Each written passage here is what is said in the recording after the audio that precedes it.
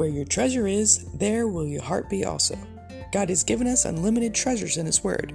Every time we open it, we can discover a new treasure or admire an old one. What will we find today? Let's dig in. Here's Carla Early with Treasure Hunt in the Word.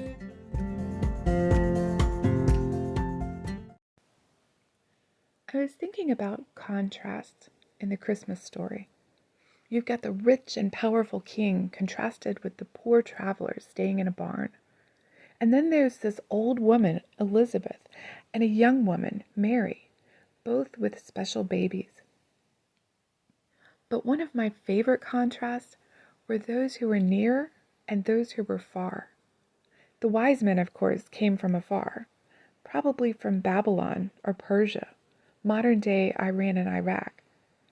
They may not have completely understood all the implications of the star they followed, but they knew it led to the new king of the Jews.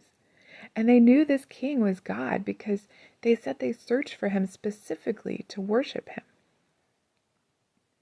These foreigners from afar contrasted with others who were near. First we see the shepherds. What a huge contrast. The Magi and their entourage who brought expensive gifts, and the lowest of low shepherds, poor, dirty, rugged men who lived in the fields.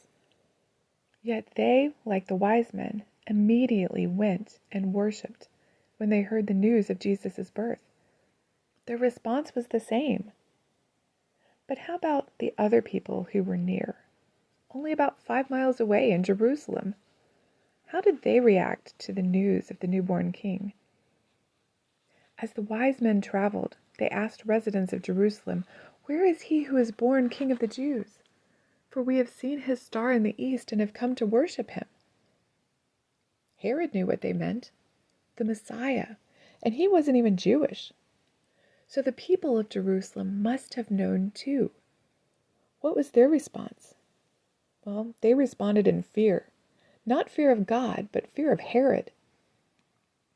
And Herod's response was craftiness, then violence, first trying to get the wise men to lead him to the new king. And when that failed, he just murdered all the babies.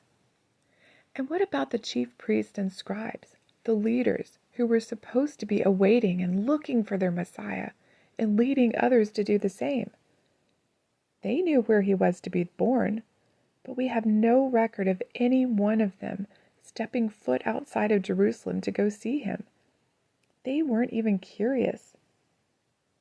Today, people come from near and far as well.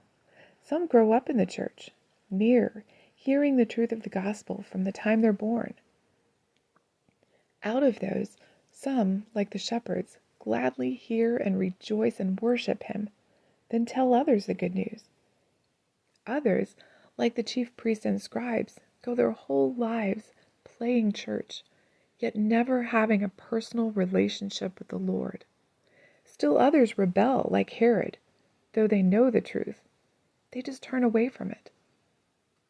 Then there are those from afar, from various non-Christian backgrounds, whether another religion or atheism. Some people may be on drugs, they may be alcoholics, or from a variety of unwholesome situations. Yet when they hear the truth of the gospel, they cross all boundaries and overcome all obstacles to get to him, and they respond in worship. Did you come from near or from far away? I'm sure we know people from near and far who need to come to Christ. Who are you praying for? And who can you tell the gospel to today? You can contact us at treasurehuntintheword@gmail.com.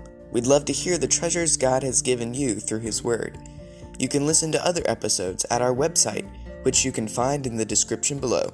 Thanks for listening, and remember, where your treasure is, there will your heart be also.